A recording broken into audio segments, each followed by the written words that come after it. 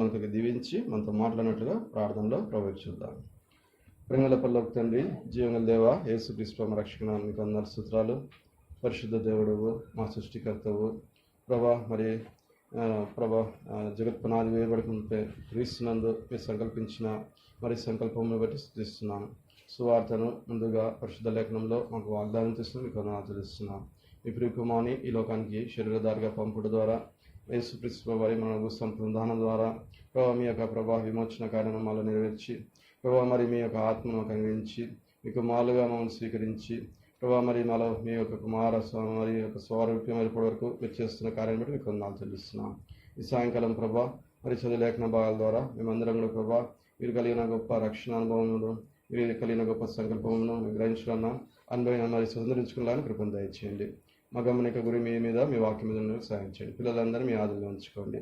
అట్లా పెద్దల అందరిని ప్రభావ మా అందరి హృదయాలను మీ ఆత్మీయ ఆదరణ ఉంచుకోండి. మా గమనము గురి మీ మీద, మీ వాక్యం మీద ఉన్నట్టు సాయం చేయండి.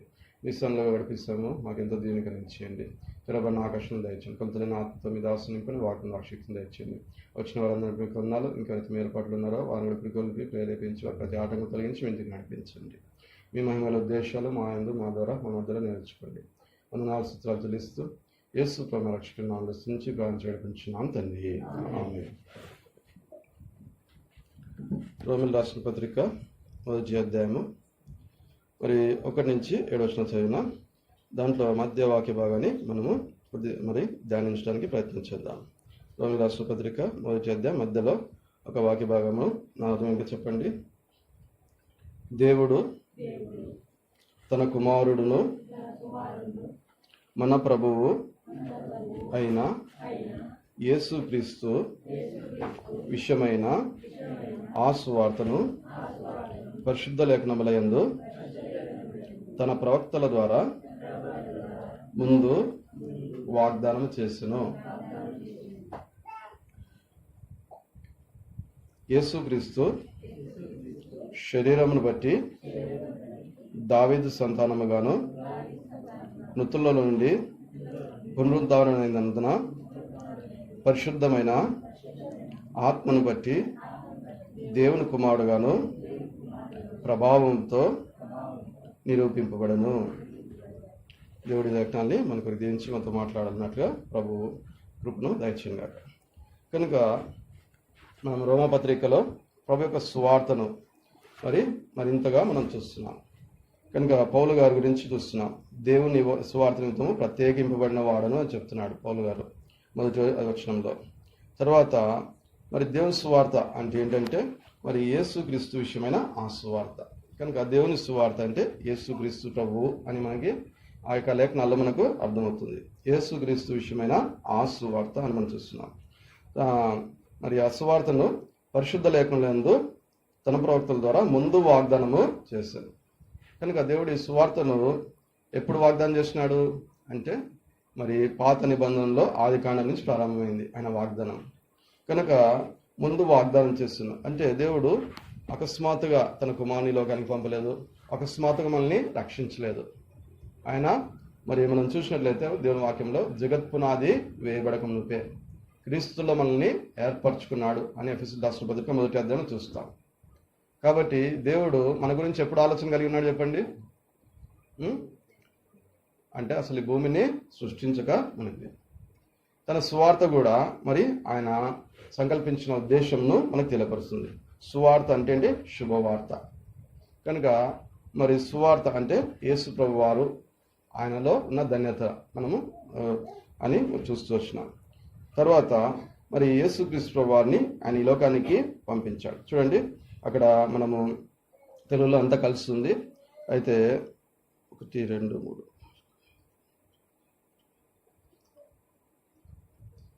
11వ లైన్ మొదటి అధ్యాయంలో 11వ లైన్లో యేసుక్రీస్తు అనే మాట గమనించండి. యేసుక్రీస్తు శరీరమును బట్టి దావీదు సంతానముగా మృతుల నుండి పునరుద్ధరణ పరిశుద్ధ ఆత్మ బట్టి దేవుని కుమారుడుగా ప్రభావంతో నిరూపింపబడను.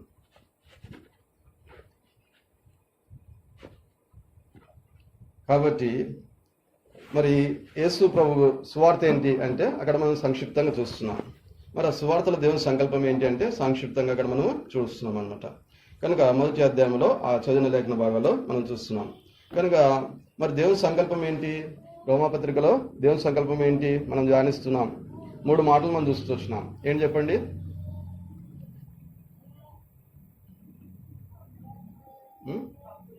పాపులను దేవుని కుమారులుగా చేస్తున్నాడు దేవుడు.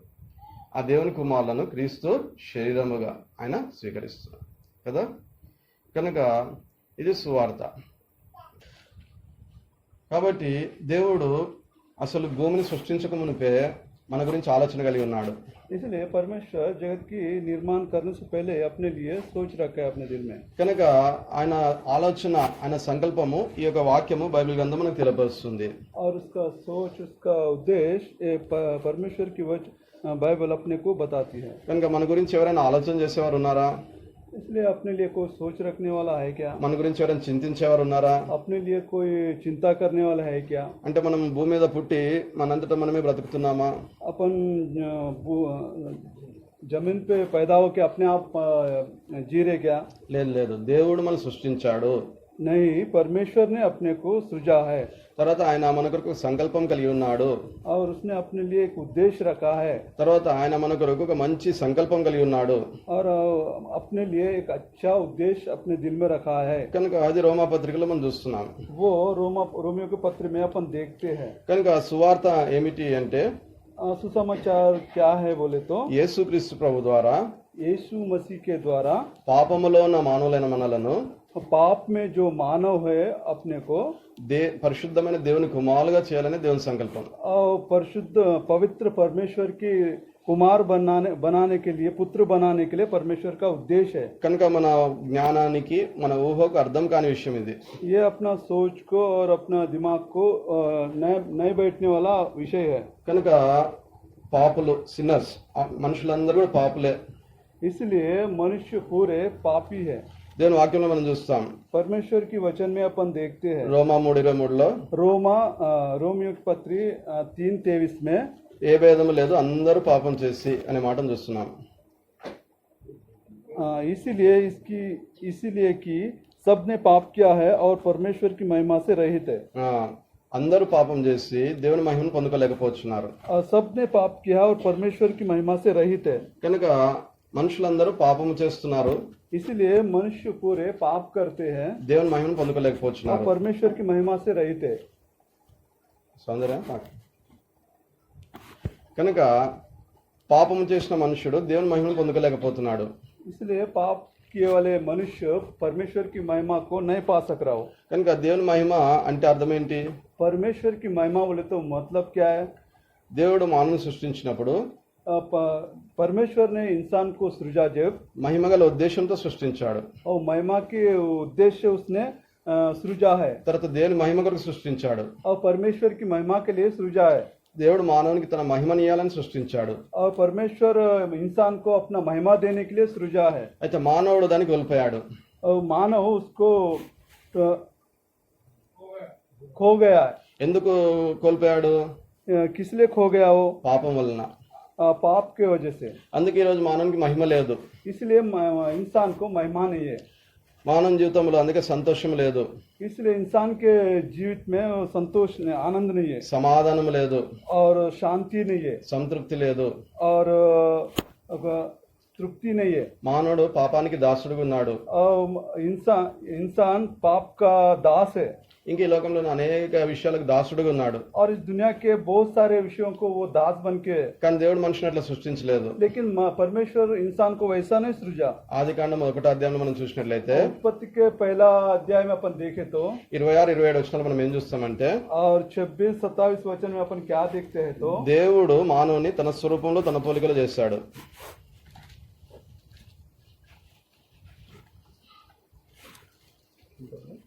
26-27 వచనాలు చెప్పండి, చదవము. దేవుడు మానవుని తన స్వరూపంలో తన పోలికలో చేశాడు. और इंसान को परमेश्वर ने अपने स्वरूप में बनाया है. తర్వాత 28 వచనంలో ఆ పోలికలు ఉన్న మనుషుని దేవుడు ఆశీర్వదించినాడు. और उस परमेश्वर के स्वरूप में जो मानव को उसने आशीष दी है. కనుక దేవుడు తన స్వరూపంలో మనుషుని చేశాడు. परमेश्वर अपने स्वरूप में इंसान को बनाया है। కనుక ఈ సృష్టి అంతట్లో కూడా మానవుడు మాత్రమే దేవుని స్వరూపం కలిగిన వాడు. ये सृष्टि पूरे में इंसानी केवल परमेश्वर की स्वरूप है। ఈ సృష్టిలో ఆకాశంలో సూర్యచంద్ర నక్షత్రాలు ఉన్నాయి, పక్షులు ఉన్నాయి, తర్వాత భూమి మీద అనేక జంతువులు ఉన్నాయి, చెట్లు ఉన్నాయి. ఇవేవి కూడా దేవుని స్వరూపంలో చేయబడలేదు. इस सृष्टि में आकाश, तारे, चांद, सूरज जो भी है सब कुछ परमेश्वर की स्वरूप में नहीं सृजा है। మనుషుడు మాత్రమే దేవుని స్వరూపంలో చేయబడ్డాడు. केवल मनुष्य परमेश्वर की स्वरूप में सृजा गया है। తర్వాత ఆ మనుషుడిని దేవుడు ఆశీర్వదించాడు. और उस इंसान को परमेश्वर ने आशीष दी है। చూడండి 28వ వచనము. देखिए 28वां वचन, దేవుడు వారిని ఆశీర్వదించెను. और परमेश्वर उनको आशीष दी। ఏమని ఆశీర్వదించినాడు? और क्या बोल के आशीष दी? మీరు ఫలించండి, అభివృద్ధి పొందండి, విస్తరించండి, భూమిని నిండించండి, దాన్ని లోబర్చుకోనండి. फूलो फलो और पृथ्वी और समुद्र की मछलियों को तथा आकाश के पक्षियों को रेंगने वाले जंतुओं को अधिकार में रखो। భూమిని లోబర్చుకోండి అన్నాడు. और पृथ्वी को अधिकार में रखो बोला उसने। తర్వాత సముద్రపు చేపలను, ఆకాశ పక్షులను, భూమి మీద ప్రాకు ప్రతి జీవిని ఏలుడని దేవుడు వారితో చెప్పినాడు. और मछलियों तथा आकाश को पक्षियों को पृथ्वी पर रेंगने वाले सब जंतुओं पर अधिकार रखो करके उसने बोला है। కనుక మనుషుడు ఏలడానికి సృష్టించబడ్డాడు. और मनुष्य अधिकार रखने के लिए सृजा गया है। అర్థమవుతుందా మీకు ఇది? समझ में आया क्या आपको? దేవుడిని మనుషుని ఎందుకు సృష్టించినాడు చెప్పండి? परमेश्वर इंसान को किस लिए सृजा है, समझ में आया क्या बताइए? ఏలడానికి, अधिकार रखने के लिए। అంటే రాజులుగా మనం సృష్టించాడు. और राजाओं के नाई अपने को सृजा है। అయితే మనుషుడు ఈ దినాన్ని ఎట్లున్నాడు? लेकिन मनुष्य इन दिनों में कैसा है? సృష్టిని ఏలట్లేదు, और इस सृष्टि को अधिकार नहीं रखता है, తన జీవితాన్ని తను ఏలట్లేదు, और अपने जीवन में भी अधिकार नहीं रखता है, అనేక విషయాలకు దాసుడుగా ఉన్నాడు और बहुत सारे विषयों का दास बन के है। కదా. ఆదాంని సృష్టించినప్పుడు సింహం మీద అధికారం ఉంది. అట్లా జంతువులు అన్నిటి, అది ఎంత పెద్దదైనా కావచ్చు, ఏనుగు కావచ్చు, ఇంకేదైనా సర్పము కావచ్చు, ఇంకేదైనా కావచ్చు, అన్నిటి మీద అధికారం ఉంది ఆయనకి. परमेश्वर ने जब आदम को सृजा है तो शेर के ऊपर, हाथी के ऊपर उसको अधिकार है, और जो भी परमेश्वर ने जो बड़े बड़े जंतु बनाए उसके सभी के ऊपर अधिकार है। అట్లే మానవుడు తన మీద తన అధికారం కలిగి ఉన్నాడు. और उस तरीके से इंसान अपने आप में भी अधिकार रखता है, తర్వాత ఈ లోకంలో అధికారం కలిగి ఉన్నాడు. और इस दुनिया में भी अधिकार रखता है। అది దేవుడు ఇచ్చిన ఆశీర్వాదం. वो परमेश्वर दी वाला आशीष है। అయితే ఈ రోజు చూసినట్లయితే लेकिन आज के दिन देखे तो పాపం వలన पाप की वजह से మానవుడు ఆ స్థితిని కోల్పోయాడు.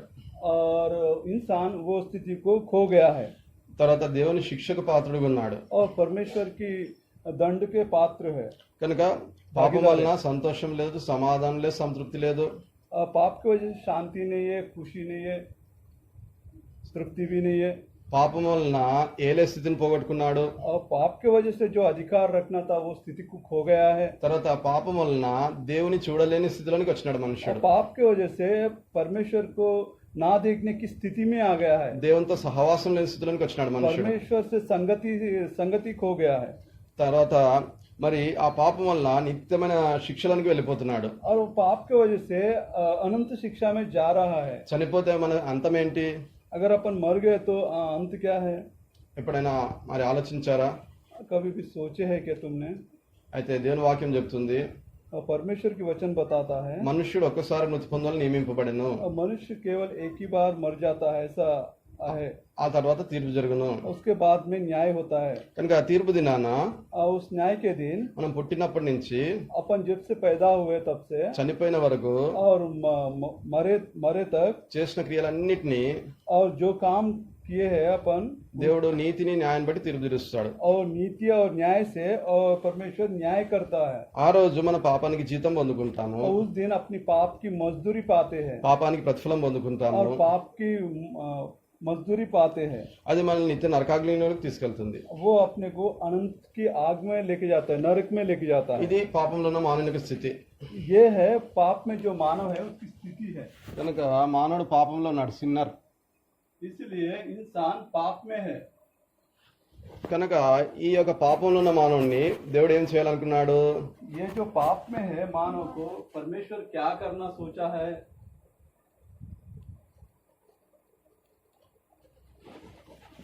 దేవుని కుమారుడు.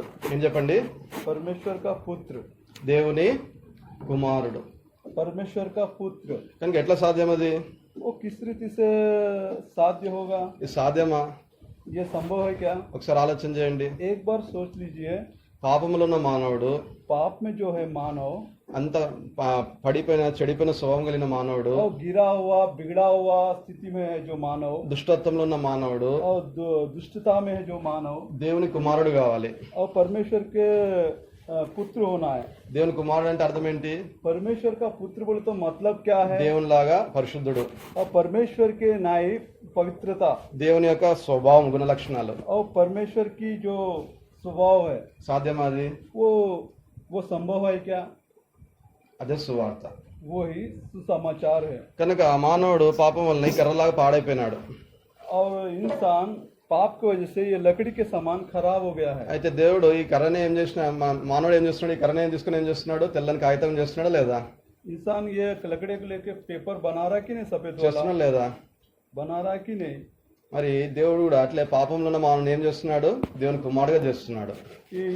इसी तरीके से परमेश्वर भी पाप में जो मानव है उनको परमेश्वर का पुत्र बना रहा है। ఈ కర్ర ఈ పేపర్ గడవడం సాధ్యమా సాధ్యం కాదా? ये जो लकड़ी है पेपर बनने का हो सकता है कि नहीं? సాధ్యమా సాధ్యం కాదా? हो सकता है అందరు कि పేపర్ మిల్లులో ఉన్నారు కదా, చెప్పండి. नहीं? यहाँ पे जो पूरे पेपर मिल वाले हैं ना, సాధ్యం కదా? हाँ संभव है ना। అయితే ఒకవేళ నన్ను ఈరోజు కనుక మీరు వచ్చి నన్ను నువ్వు ఈ కర్రను పేపర్గా చేయమంటే నేను చేయగలనా? और आज के दिन मेरे को आके ब्रदर को आके ये लकड़ी को पेपर बना बोल तो मैं बना सकता क्या? చేయగలనా? बना सकते क्या भाई? నాకు తెలియదు అది. क्योंकि मालूम नहीं है उनको। అయితే పేపర్ని కర్రని పేపర్ ఎట్లా చేయాలో చదువుకున్న వాళ్ళు ఉన్నారు, ఇక్కడ పనిచేసే వాళ్ళు ఉన్నారు, వాళ్ళు చేయగలుగుతారు. और लकड़ी को पेपर कैसे बनाना पढ़े लिखे है वो बना सकते हैं। అట్లే మానవుడు తనంతట తాను దేవుని కుమారుడు కాలేడు ఇప్పుడు. और उस रीति से उसी तरीके से इंसान भी परमेश्वर का पुत्र नहीं बन सकता। అట్లే మానవుడు తను ఏర్పరచుకున్న సిద్ధాంతాలు, బోధలు, లేకపోతే మానవుని యొక్క మతాలు మనుషుని దేవుని కుమారుడుగా మార్చలేవు.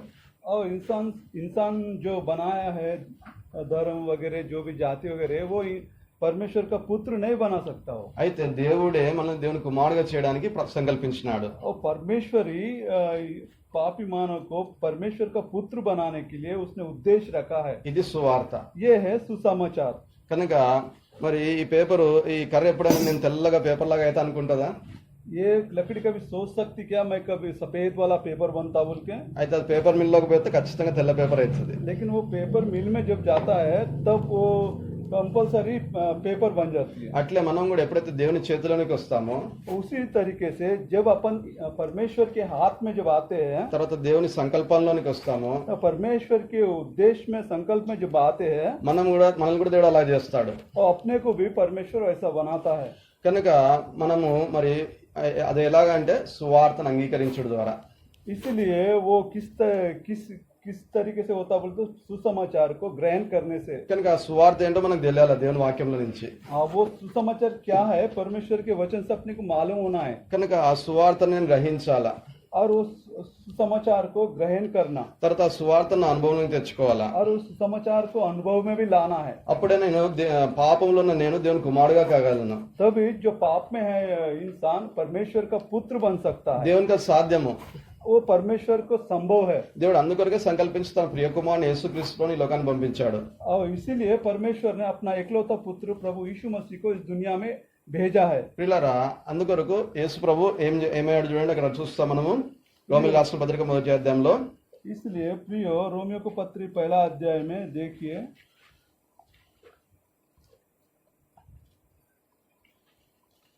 రోమా 1వ అధ్యాయం మనం చదివినాం కదా, ఆ లేఖన భాగాలు మరొకసారి చదువుతుంచండి. దేవుడు తన కుమారుడు మన ప్రభు అయిన యేసుక్రీస్తు.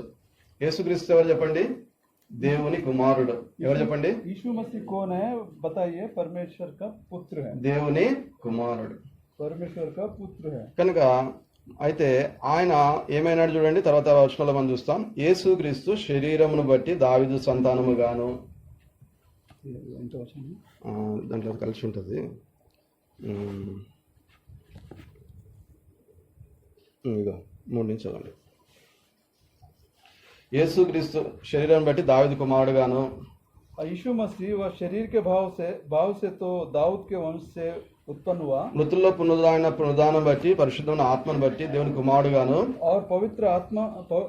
और पवित्रता की आत्मा के भाव से मरे हुए में से जी उठने के कारण सामर्थ्य के साथ परमेश्वर का पुत्र ठहरा है। కనుక మరి ఈ ప్రాసెస్ గుండా యేసు ప్రభు వెళ్తూ వచ్చాడు. और उस पद्धति से यीशु मसीह चलते आया है। పాపంలో ఉన్న మానవుడు और पाप में जो है मानव పరిశుద్ధమైన మహిమ కలిగిన దేవుని కుమారుడుగా మార్చడానికి और पवित्र और महिमा महिमा महिमा के भागी पुत्र होने के लिए యేసుక్రీస్తు ప్రభు ఈ లోకానికి రావాల్సి వచ్చింది.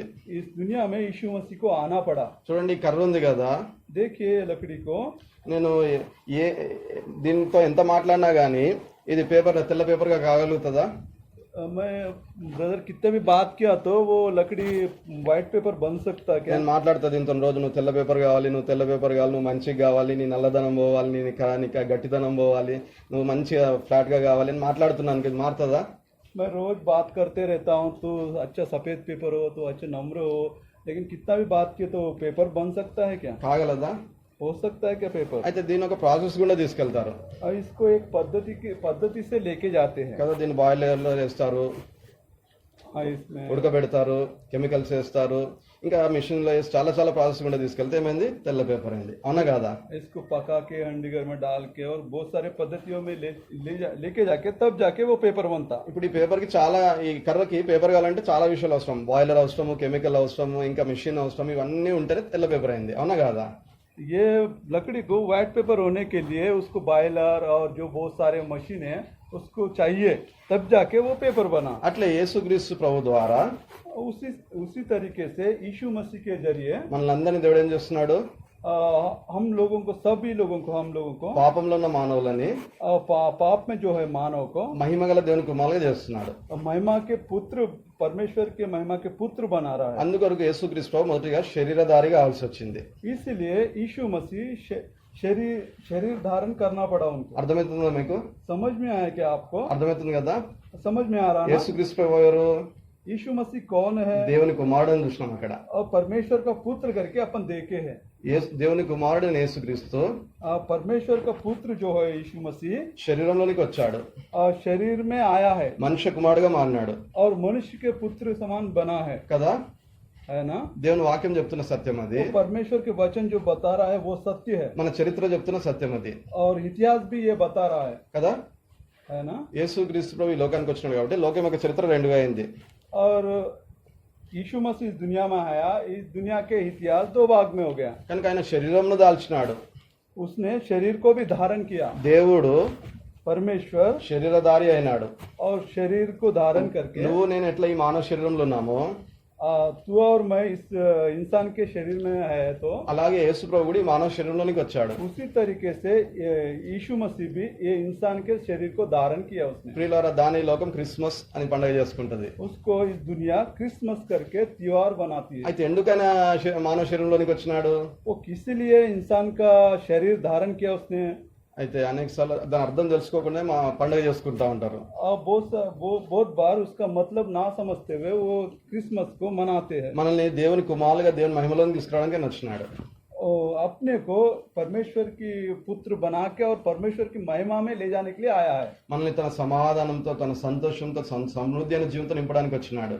और अपने को परमेश्वर के शांति से और उसके बहुतायत के जीवन से भरने के लिए अपने को ఆయా इस दुनिया में आया దేవుని కుమారులుగా దేవుని మహిమతో మనల్ని నింపడానికి వచ్చినాడు ఆయన.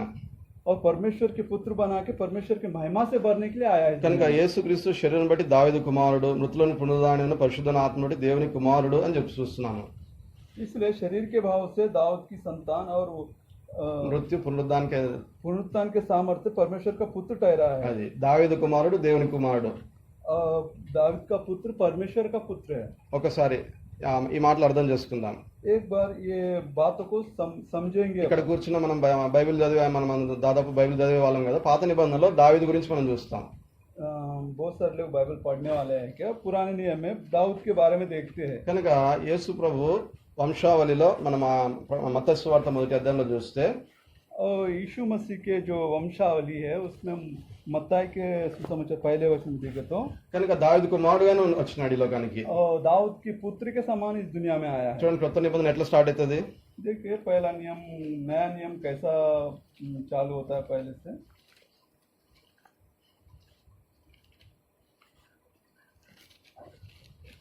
అబ్రాహాము కుమారుడు దావీదు కుమారుడైన యేసుక్రీస్తు.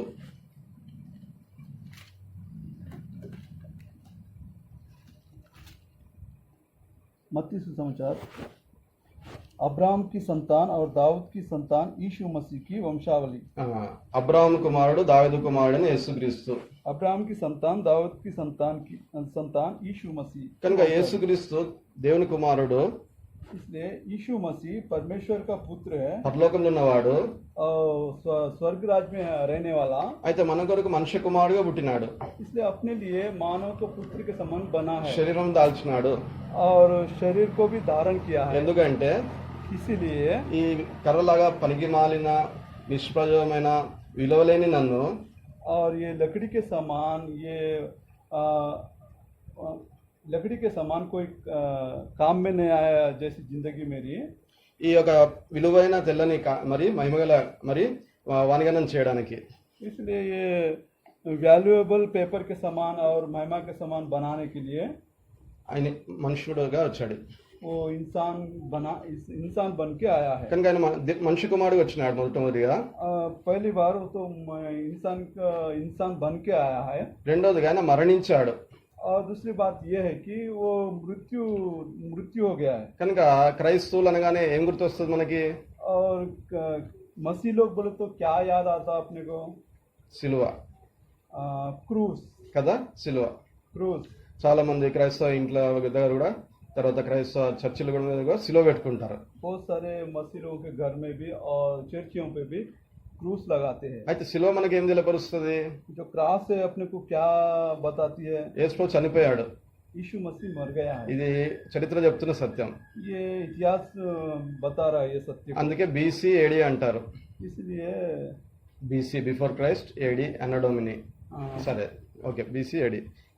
ఈషా పూర్వ, ఏడి అంటే మరి ఏమంటారు తెలీదా? Okay, right. బీసీ ఏడి ఇంగ్లీష్లో బిఫోర్ క్రైస్ట్, తర్వాత అన్నో డొమిని. यीशु मसीह के पहले, यीशु मसीह के बाद। సరే, యేసు ప్రభు ఈ లోకంలో పుట్టాడు, చనిపోయాడు, తిరిగి లేచాడు. పునరుద్ధానం అంటారు దాన్ని. यीशु मसीह इस दुनिया में पैदा हो गया और मर गया और तीसरे दिन जी उठा, उसको पुनरुत्थान बोलते हैं। కనుక ఆయన శరీరం బట్టి దావీదు కుమారుడు, తిరిగి ఆయన మృతుల్లోని పునరుద్ధానం పరిశుద్ధమైన దేవుని ఆత్మను బట్టి దేవుని కుమారుడు అని చూస్తున్నాం అక్కడ. और शरीर के भाव से दाऊद के संतान, लेकिन पुनरुत्थान से परमेश्वर के संतान हो गया। ఎందుకు అంటే మనం దేవుని కుమారులుగా చేయడానికి ఇదంతా. ये किस लिए बोले तो अपने को परमेश्वर का पुत्र बनाने के लिए। యేసు ప్రభు శిలువలో ఎందుకు చనిపోయినాడు? यीशु मसीह क्रूस पर क्यों मर गया है? చెప్పండి, बताइए। నేను చెప్పేది అర్థమవుతుందా మీకు? मैं जो बता रहा हूँ యేసు ప్రభు శరీరంధారిగా పుట్టినాడు, శిలువలో చనిపోయినాడు, తిరిగి లేచాడు. సరే, శిలువలో ఎందుకు చనిపోయినాడు ఆయన? మన పాపాల కొరకు. Very good. మన పాపముల కొరకైనా శిలువలో చనిపోయినాడు. అయితే మరి మన సువార్త అక్కడితో ఆగిపోలేదు. सुसमाचार वहीं से नहीं रुक गया है ఆయన తిరిగి లేచినాడు. और वो तीसरे दिन जी भी उठा है। సరే, యేసు ప్రభు శిలువలో చనిపోతే మన పాపాలకు ఏముంది? క్షమాపణ ఉంది. यीशु मसीह क्रूस पर जब मर जाता है तो अपने पाप की क्षमा है। అయితే పాపాలు క్షమించబడితే సరిపోతుందా? पाप की क्षमा मिले तो हो जाता है क्या? మనం పరిశుద్ధులం కావాలి. अपन पवित्र भी होना है। ఉదాహరణకి देखिए, ఈ కర్ర ఉంది కదా, ఈ కర్ర ఉంది కదా, ये लकड़ी जो है ఈ నల్లగా మురికితో ఉంది అనుకుందాం. अगर ये काला और मैला से है तो నేను దీన్ని కనుక నువ్వు ఇప్పుడు నీ పాపాలు క్షమించబడ్డాయని చెప్పిన అనుకో, తెల్లగా చేసిన అనుకో, సరిపోతుందా? और ये लकड़ी को तेरे पाप क्षमा हो गए, దీనికి అడిగిన అనుకో, శుద్ధి చేసిన అనుకో, అది సరిపోతుందా? उसको धो के अच्छा किए तो वो बस हो जाता है क्या? పేపర్ అవుతుందా ఇది? पेपर बनता है क्या? కాదు కదా. नहीं ना। ఇప్పుడు దీని ఏం చేయాలి? పేపర్ చేయాలంటే చాలా ప్రాసెస్ కూడా తీసుకెళ్ళాలి. इसको पेपर बनाने के लिए बहुत सारी पद्धतियों में से लेके जाना पड़ता है। అర్థమైంది కదా? समझ में आया ना? అట్లే అలాగే वैसा ही యేసు ప్రభు యొక్క మరణము, భూస్థాపన, పునరుద్ధానము यीशु मसीह का मृत्यु और भूस्थापन और पुनरुत्थान కేవలం పాప క్షమాపణ కొరకు కాదు. केवल पाप की क्षमा के लिए ही नहीं। నిశ్చయంగా ఆయన శిలువలో మరణించినందుకు మన పాపాలకు క్షమాపణ వచ్చింది. निश्चय वो क्रूस पर मरने से अपने पाप की क्षमा तो मिल गया है। అయితే పాప క్షమాపణ వచ్చినంత మాత్రం సువార్త అంతా అయిపోయినట్టు కాదు. पाप की क्षमा जब मिला तो सुसमाचार पूरा खत्म हो गया बोल के नहीं। అది సువార్తకు ప్రారంభం.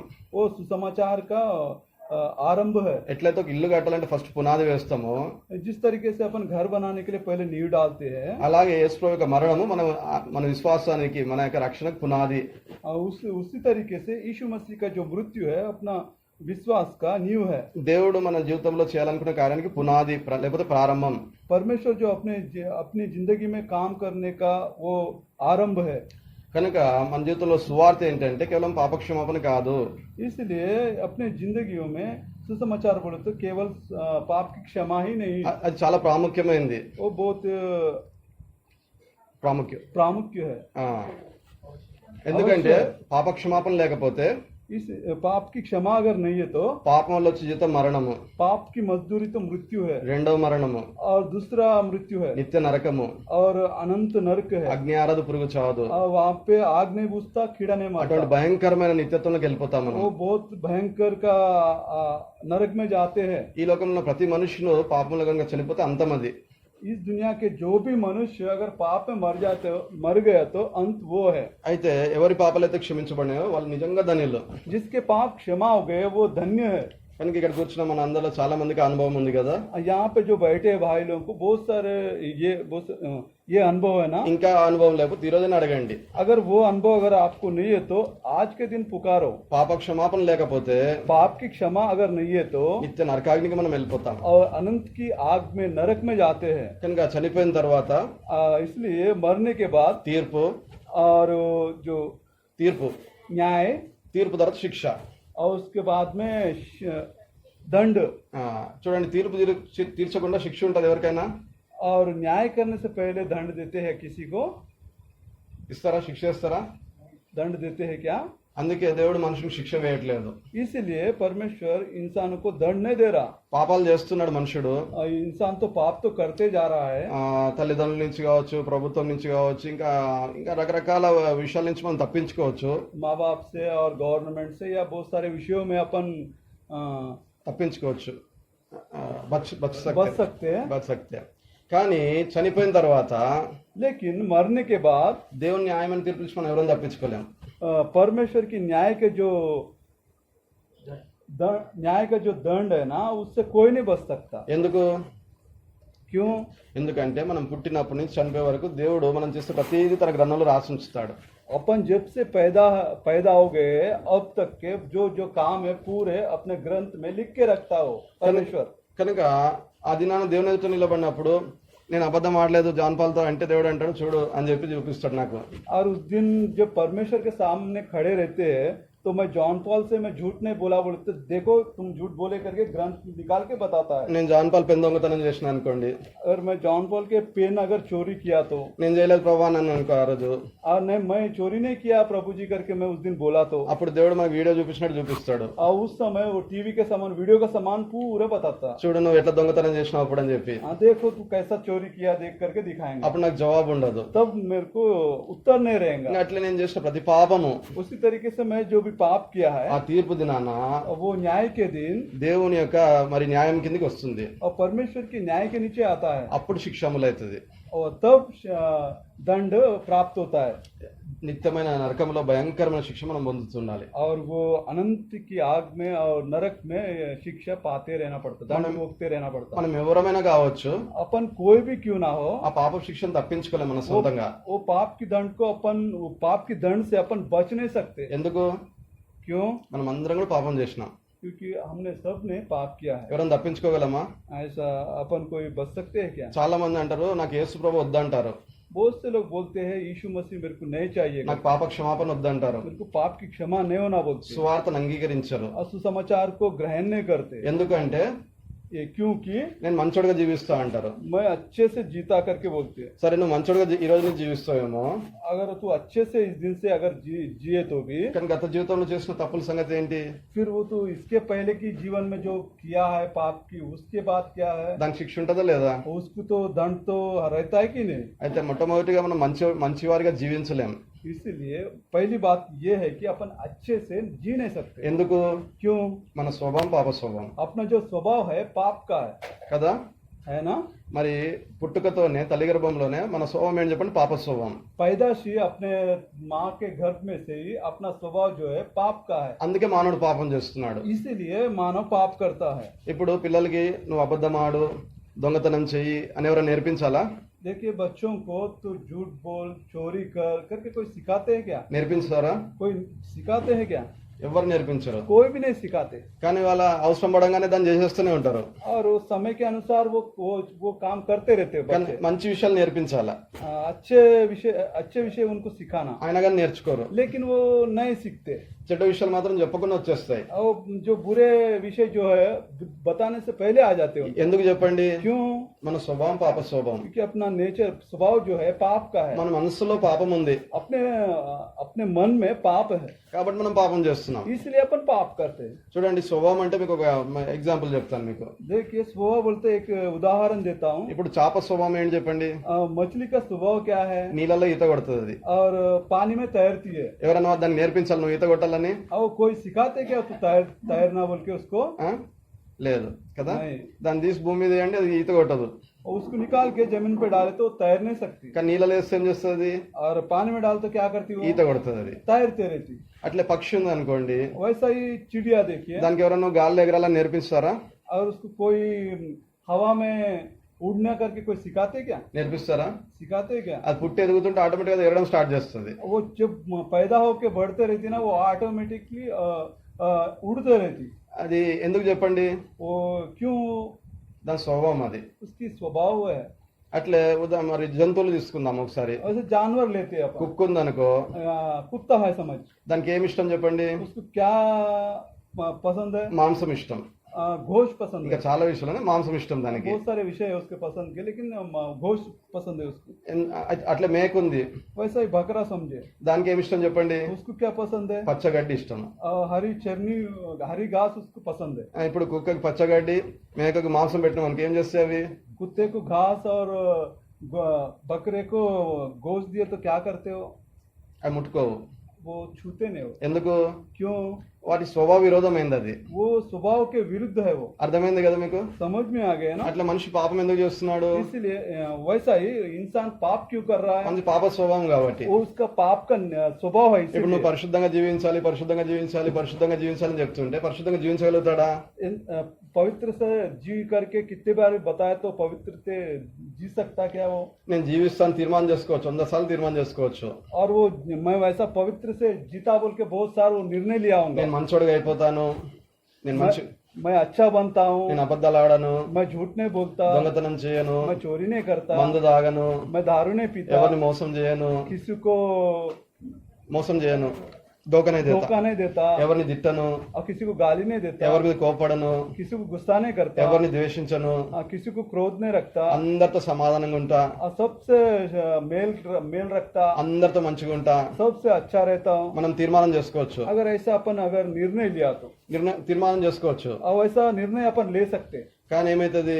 लेकिन क्या होता? ఒక రోజు, एक दिन, 2 రోజులు, 2 दिन, మూడో రోజు కాగానే ఏమైతుంది? तीसरे दिन हो गए तो क्या होता? అంత దూరం కాదు. उतना दूर नहीं।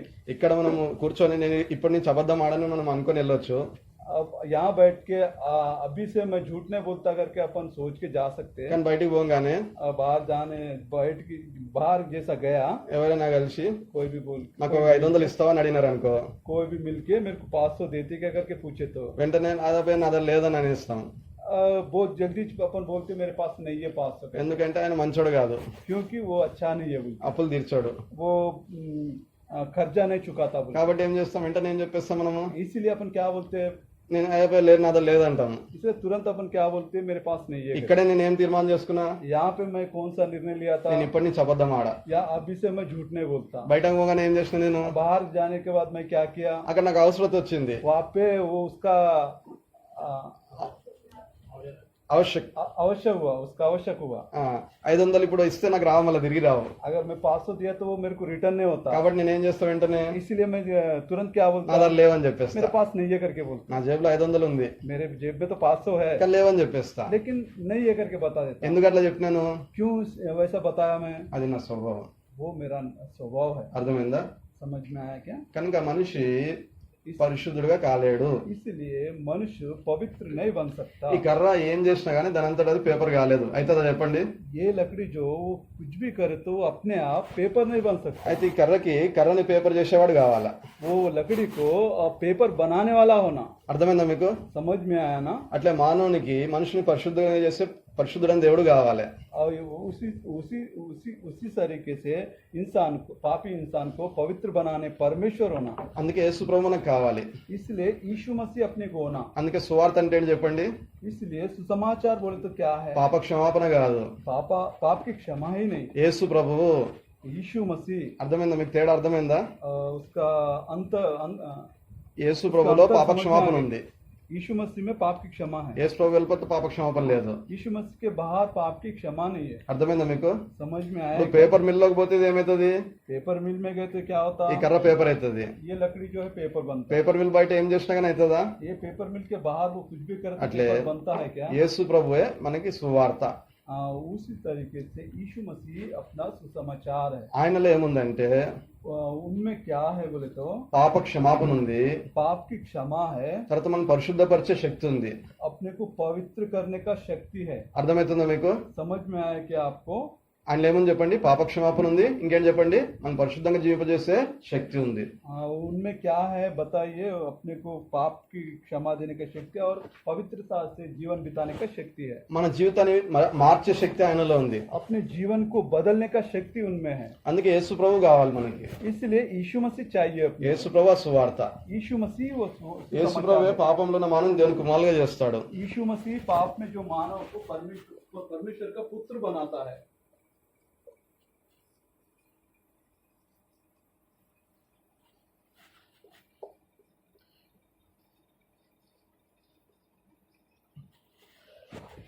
కనుక ఎట్లా అంటే ఇప్పుడు మనం చదివిన వాక్య భాగంలో చూస్తున్నాం.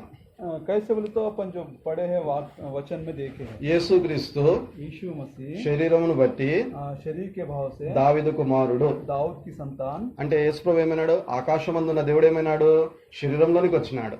बोले तो स्वर्ग में जो है परमेश्वर शरीर में धारण किया. అర్థమైందా మీకు? समझ में आया क्या? దేవుడు మానవుడయ్యాడు.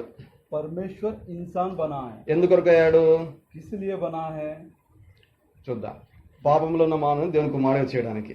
पाप में जो मानव है उसको परमेश्वर का पुत्र बनाने के लिए. తర్వాత యేసు ప్రభు భూమి మీద కన్యక గర్భంలో పుట్టాడు.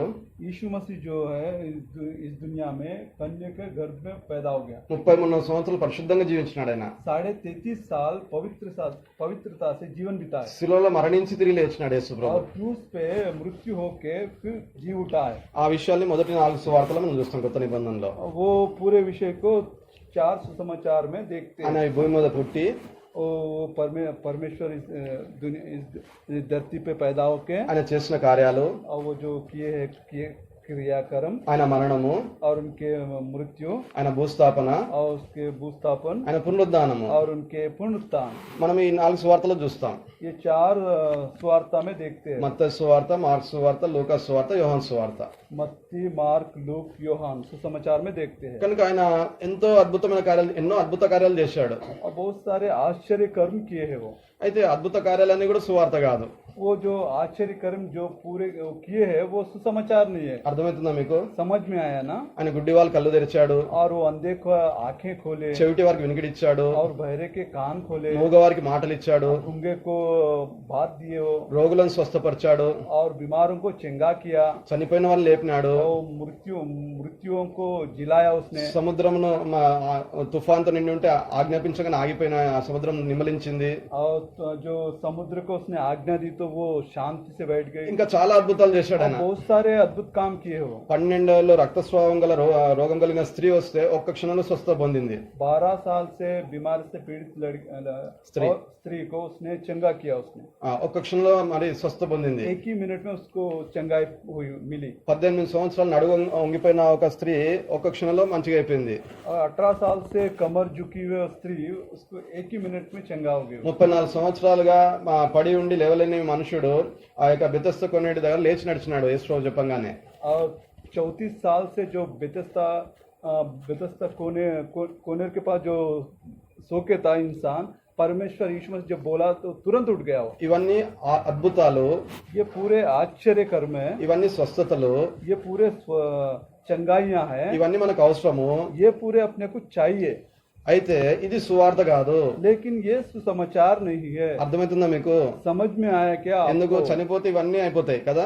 अगर मर गए तो ये पूरे खत्म हो जाते. కనుక నేను ఆరోగ్యంగా లేకపోయినా చనిపోతే ఇంకా అది నన్ను ఏం చేయలేదు.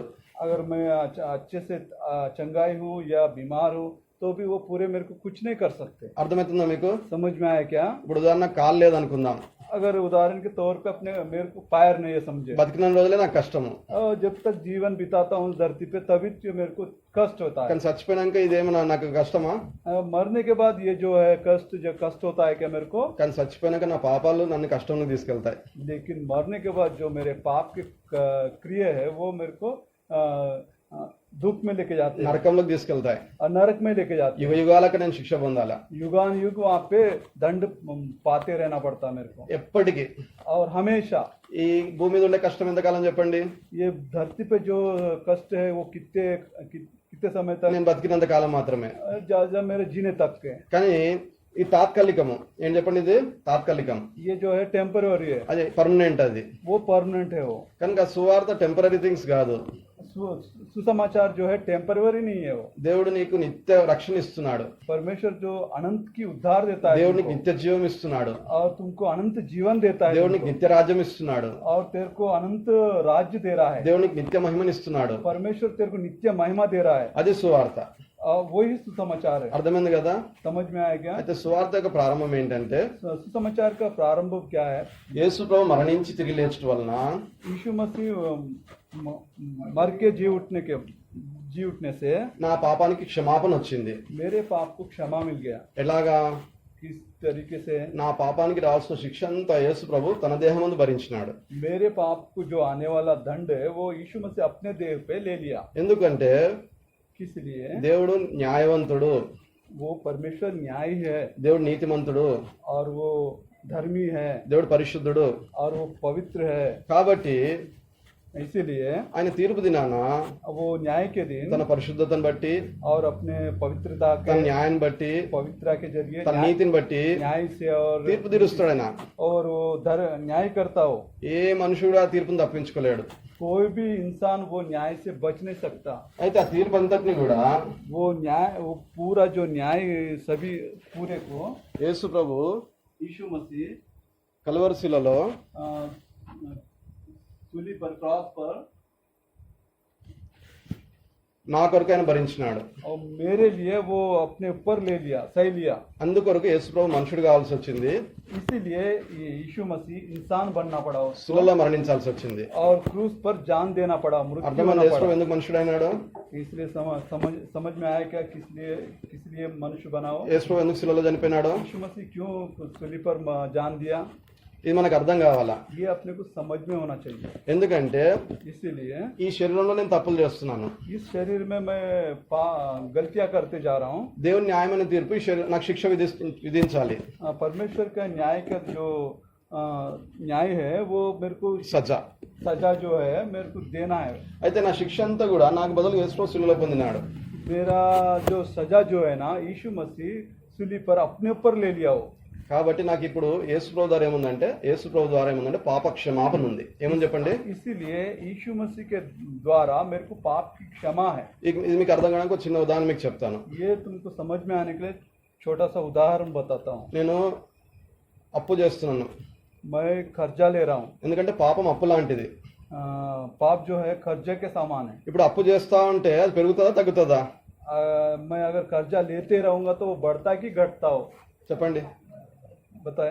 పడతా కదా. बढ़ेगा ना? అట్లే మనుషుడు పుట్టినప్పుడు నుంచి చనిపోయే వరకు పాపాలు చేస్తున్నాడా, పాపం చేయకుండా ఉంటున్నాడా? वैसा ही इंसान जब से पैदा हो गया पाप कर रहा है कि नहीं करते हुए रह रहा? చిన్నప్పుడు చిన్న పాపాలు, పెద్ద అయినప్పుడు పెద్ద పాపాలు. बचपन में छोटे पाप और बड़े होने के बड़े पाप కదా. కొన్నిసార్లు అందరికి కనబడేటట్టు పాపం చేస్తాడు, కొన్నిసార్లు రహస్యంగా చేస్తున్నాడు. बहुत बार सबको दिखता है लेकिन बहुत बार सबको नहीं दिखता। అయితే పాపం మాత్రం చేస్తూనే ఉన్నాడు కదా. लेकिन पाप तो करते ही आ रहा है ना। అయితే నేను అప్పు చేస్తుంటే అప్పు పెరుగుతుందా తగ్గుతుందా? मैं कर्जा ले रहा तो वो घटता के बढ़ता? పడతా కదా. बढ़ता है నేను ना? పాపం చేస్తుంటే పాపం పెరుగుతుందా తగ్గుతుందా? वैसा ही मैं पाप करते रहा तो पाप बढ़ता है कि वो कम होता है, घटता? అట్లే మరి తీర్పు దినాన నాకు శిక్ష ఎక్కువైతుందా తక్కువైతుందా? वैसा ही न्याय के दिन मेरा दंड जो बढ़ता है कि कम होता है? దినదినం పెరుగుతూ ఉంది. दिन ब दिन वो बढ़ते जाए। అయితే యేసు ప్రభు ఏం చేశాడంటే यीशु मसीह क्या किया నా बोले శిక్ష तो, అంతా కూడా శిలలో భరించినాడు. मेरा जो दंड है ना वो सूली पर पूरा अपने पर ले लिया वो, ఈ ఉదాహరణ सह लिया ఇప్పుడు ఈ ఉదాహరణ మీరు అర్థం చేసుకోండి. ये उदाहरण आप समझ लीजिए। నేను ఏం పని చేయట్లే, అప్పు చేస్తున్నా రోజు. मैं कुछ काम नहीं कर रहा, रोज कर्जा ले रहा हूँ। ఈరోజు 10 రూపాయలు అప్పు చేసినా తిన్నా, आज 10 रुपए का कर्जा लिया और खाया। రేపు 20 రూపాయలు అప్పు చేసిన, और कल 20 रुपए का कर्जा लिया। నేను 10 రూపాయలు అప్పు తీర్చినాను, कल 10 रुपए का कर्जा चुकाया। ఈరోజు 10 రూపాయలు తిన్నాను.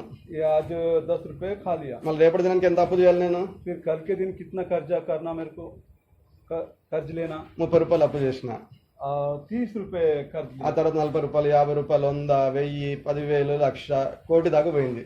वैसा ही मेरा 100, 1000, 10,000, लाख, करोड़ तक चले गया मेरा जो कर्जा है। ఇప్పుడు నా పరిస్థితి ఏంటంటే నా అప్పులలో వచ్చిన పట్టుకుంటున్నారు. अगर अभी मेरी जो परिस्थिति जो है, कर्जा वाले आके मेरे को पकड़ रहे। మరి నేను దాన్ని తీర్చగలనా?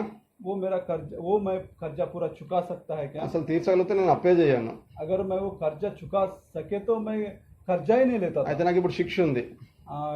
अभी मेरे को दंड है। కనుక నన్ను శిక్షించడానికి వాళ్ళు అంత సిద్ధమైపోయినారు, అడిగినారు, అంత రుజువైపోయింది, నా తప్పు, నేను చేసిన అప్పులన్నీ రుజువైపోయినా, నాకు శిక్ష ఉంది ఇంకా రెడీగా.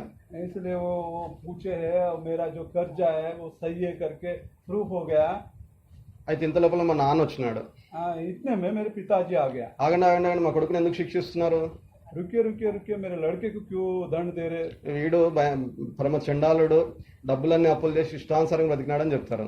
ये जो लड़का है बहुत दुष्ट है, ये पूरे पैसा खर्च करके अपने इच्छा के अनुसार जिया करके बोलते हो। అయితే మా నాన్న అంటాడు, लेकिन मेरा पिताजी बोलता, లేదు లేదు లేదు, నా కొడుకు అప్పు నేను తీరుస్తాను, కానీ మీరు ఆయన ఏం శిక్షించవద్దు.